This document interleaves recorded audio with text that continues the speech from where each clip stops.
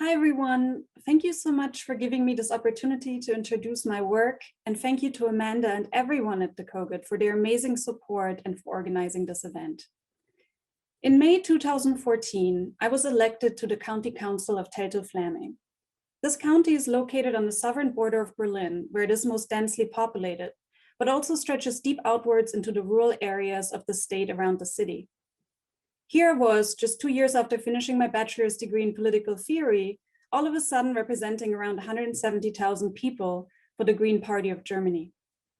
The same year, a majority of Germans now owned a smartphone. Facebook usage continued to rapidly grow, especially among older generations. Quite a few of my fellow representatives, and the average age of the council was around 60 plus, added me as friends on the platform. We discussed issues within the party and across party lines in local Facebook groups, and I felt like local politics was becoming much more accessible.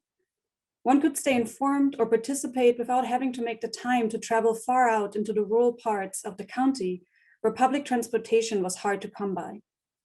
Organizing felt much easier too, as everyone was sharing local news and events and initiatives on one platform. Being part of a small opposition party, I also appreciated just how easy it was to publicly note my dissent. Then in 2015, 1.3 million people came to Europe to request asylum. My county was tasked with housing and supporting our share of these newcomers. Facebook groups coordinating local support efforts became popular, but at the same time, racist memes and misinformation was spreading and trending everywhere. The moderators of the local county Facebook groups we had all been using started more and more deleting or not deleting content based on their own political leanings. Fellow Green Party members and pro-refugee activists reported seeing their comments disappearing and becoming the target of online hate campaigns.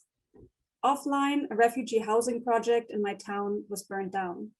Across the state, racist hate crimes doubled from 2014 to 15.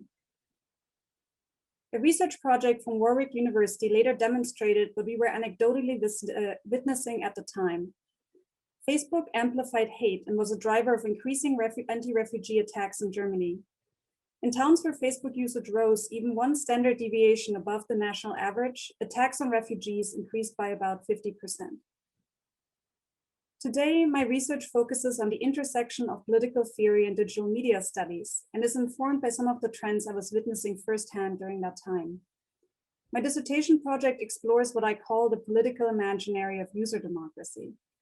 Here I aim to show how digital platforms are not only facilitators of both democratic and anti-democratic tendencies, as we could see, but also engender their own normative conceptualization of what it means to do democracy or politics more broadly, properly.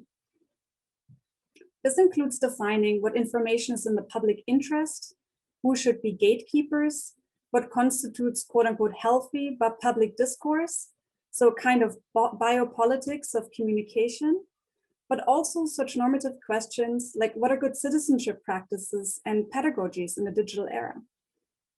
But critiquing corporate platform power alone is not enough. Informed by my own time as a public servant, I also want to ask, as part of my work, what do we value in the construction of common spaces that articulate shared stakes across communities? How can we protect public spaces and public discourse from being overdetermined and governed by unaccountable interests?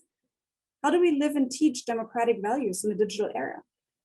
So in other words, how might we opt into digital media spaces, understood as critically important infrastructures of public speech in the present, and fight to bring them closer to our conception of the public good, possibly through radical transformation?